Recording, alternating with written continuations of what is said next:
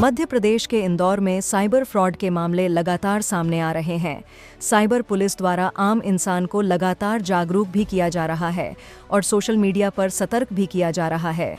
फिर भी ठग नए नए तरीके अपनाकर लोगों को अपना शिकार बना रहे हैं। इसी कड़ी में क्रेडिट कार्ड बंद करने के नाम पर महिला को बातों में उलझाया, उसके नाम से लोन उठाया और लाखों की धोखा कर उसे छूना लगा दिया। आपको बता दें, पूरा मामला इंदौर का है, जहां निजी कंपनी में कार्यरत एक महिला द्वारा थाने पहुंचकर शिकायत दर्ज कराई गई है कि उसको घटना के 3 महीने पूर्व क्रेडिट कार्ड आया था।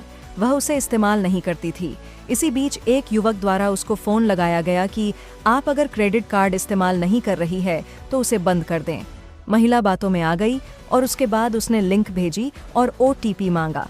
फरियादी द्वारा OTP के संबंध में पूछा गया तो उसने कहा कि आप उठी भी देंगी तो आपका क्रेडिट कार्ड बंद हो जाएगा।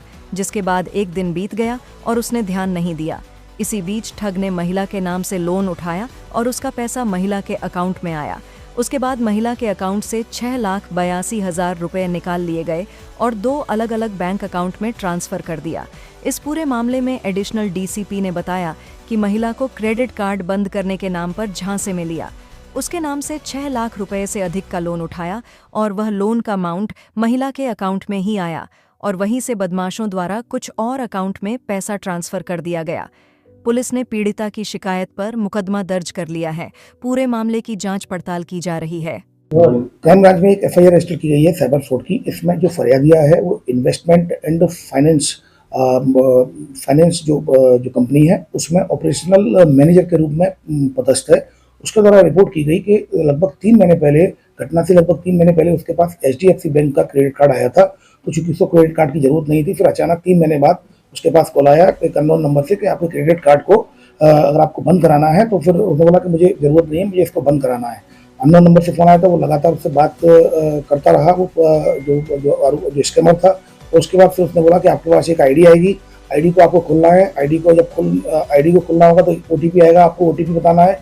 तो मैं फरियादी ने पूछा भी OTP क्यों बताना है, तो उसने बताया कि OTP जब बताओगे तब हम आपका क्रेडिट कार्ड का जो ID है वो बंद कर देंगे। तब फिर जब उसने OTP बताया, फिर उसके बाद चूंकि अगले दिन छुट्टी पड़ गई तो वो देख नहीं पाई। उसके बाद जब उसने देखा तो उसके नाम से 6,82,000 का लोन लिया गया था। लोन लेने के बाद उसको 6,82,000 का लोन लेने के बाद उसके अकाउंट में पैसे आए। फिर 2 अलग अलग ट्रांजेक्शन होकर, एक 4 लाख का और 2,82,000 का 2 ट्रांजेक्शन होकर उसके अकाउंट से 6,82,000 रुपए निकल गए, जो कि प्रारंभिक जो इन्वेस्टिगेशन में सामने आया है UP के अकाउंट में गए हैं।